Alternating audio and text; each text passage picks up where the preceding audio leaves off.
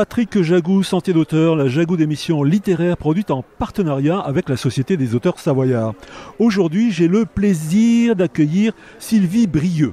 Sylvie Brieux, où êtes-vous née? Êtes-vous savoyarde? Écoutez, non, j'aurais beaucoup aimé être savoyarde. Je suis née à Narbonne, figurez-vous. Donc quand même dans le sud de la France, mais je vis à Paris. Sylvie Brieux, vous écrivez. À part écrire, que faites-vous dans la vie? Je suis journaliste, auteure et réalisatrice de courts-métrages. Et j'aime beaucoup la fondue savoyarde. Et je me passionne pour la randonnée et les sports de montagne.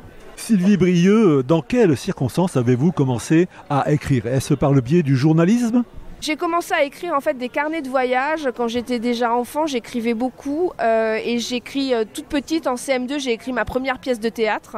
Et puis ensuite, j'ai émis le souhait très jeune de voyager et de devenir exploratrice et aventurière. Et dès que j'ai eu l'occasion, à partir de 12 ans, d'aller en pays étranger, j'ai commencé à écrire quelques notes sous forme de récits de voyage.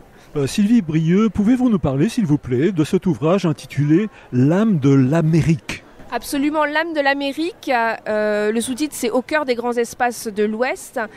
Et c'est un ouvrage qui se déroule dans un État de l'Ouest américain qui pour moi représente la quintessence de l'âme américaine. C'est un État particulièrement sauvage où on trouve les derniers sanctuaires sauvages du continent américain.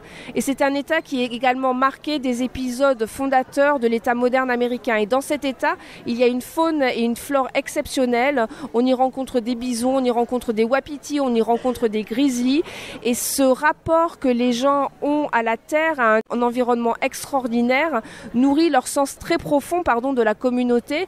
Et c'est ce qui fait que je suis tombée amoureuse du Montana et que j'y vais depuis 6 ans et que j'y vis donc une partie de l'année. Donc l'âme de l'Amérique, c'est un ouvrage qui se déroule des Rocheuses aux Grandes Plaines, qui a été écrit comme un récit de voyage à la rencontre de populations indiennes et non indiennes qui aujourd'hui œuvrent ensemble pour préserver l'un des derniers refuges de l'humanité, l'un des derniers sanctuaires sauvages.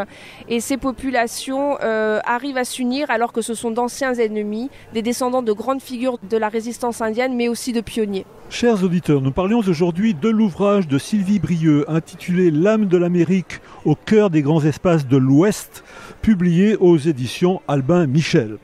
Sylvie Brieux, je vous remercie. Voilà, Sentier d'auteur, c'est fini pour aujourd'hui. Arvi les amis et à la semaine prochaine si ça vous dit.